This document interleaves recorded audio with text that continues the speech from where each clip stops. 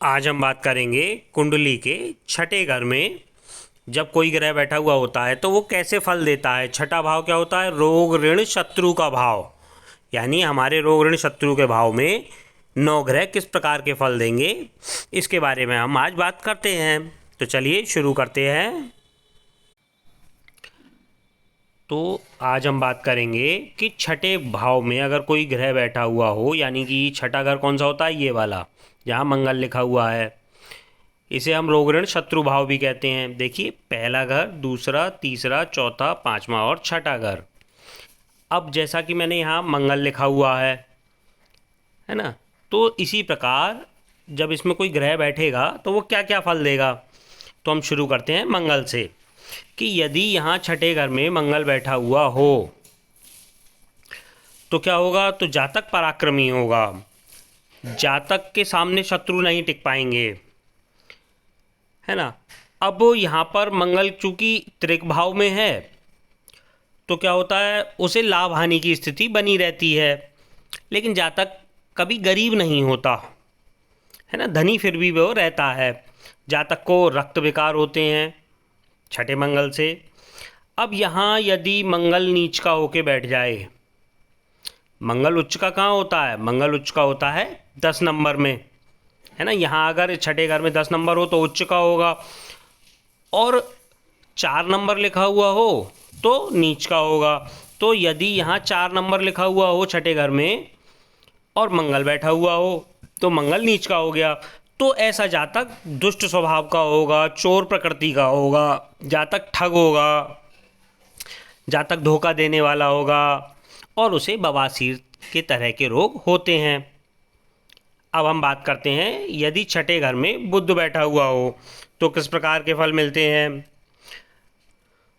तो यहाँ जो है वो जातक को ये बुध आलस देगा, उसे श्वास के संबंधित रोग होंगे, जातक लड़ने वाला होगा, यानी जातक को कलह पसंद होगी, कलह करने वाला होगा, और इसी कारण जातक के अनेक शत्रु बन जाएंगे। अगर यहाँ मंगल के साथ शनि भी बुध के साथ शनि भी बैठा हुआ हो, या शनि की दृष्टि में यहाँ बुध हो, तो जातक जो है वो स्त्रियों के पीछे पागल तक हो जाने वाला होता है। अब हम बात करेंगे कि यदि यहाँ गुरु बैठा हुआ हो, भाई 6, 8 और 12 घर जो है आपके अशुभ होते हैं। अब छठे घर में शुभ ग्रह बैठ गया, गुरु बैठ गया, तो कैसे फल मिलेंगे? तो यदि गुरु छठे भाव में हो तो जातक को वो पेट से संबंधित रोग देता है, जातक को पशुओं से लाभ होता है, यानी चौपायों से लाभ होता है, जातक नौकरी करने वाला होता है, जातक प्रसिद्ध होता है, जातक के शत्रु नहीं होते, शत्रुहीन होता है यानी कि। अब यदि यहाँ पाप युक्त हो, या किसी पाप ग्रह की दृष्टि में हो, या शत्रु राशि में यहाँ पर गुरु बैठा हुआ हो, तो क्या होता है? तो जातक को वायु से संबंधित रोग होते हैं, या ठंड के रोगों से होते हैं।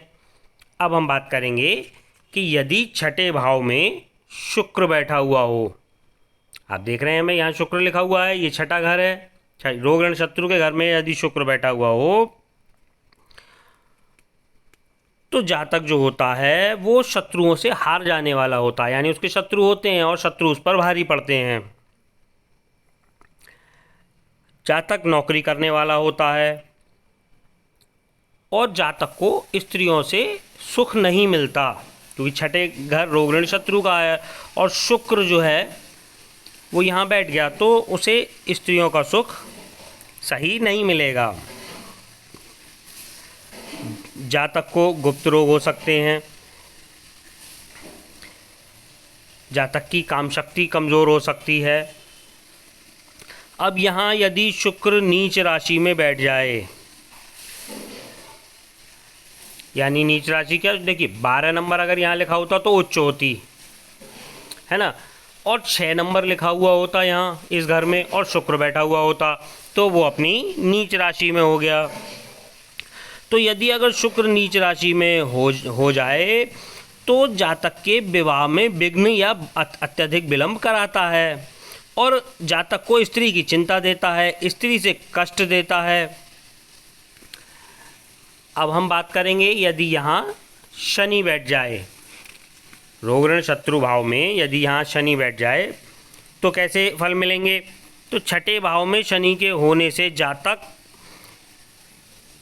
चतुर होता है और वो अपनी चतुराई से शत्रुओं पर विजय प्राप्त कर लेता है।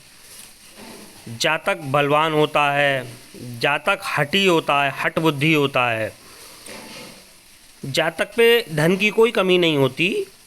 अब यदि यहाँ अशुभ ग्रहों से वो पीड़ित हो, यदि यहाँ शत्रु राशि में हो, अशुभ ग्रहों से पीड़ित हो या नीच का हो जाए यहाँ पर, तो जातक को चोट, दुर्घटना, इस तरह के फल वो देता है। तो आज हमने बात की कि छठे घर में 5 ग्रहों के फल मैंने आपको बताए। बचे हुए 4 ग्रह जो रह गए हैं उनके फल में इसके पार्ट 2 वीडियो बनाऊंगा, उसमें बताऊंगा।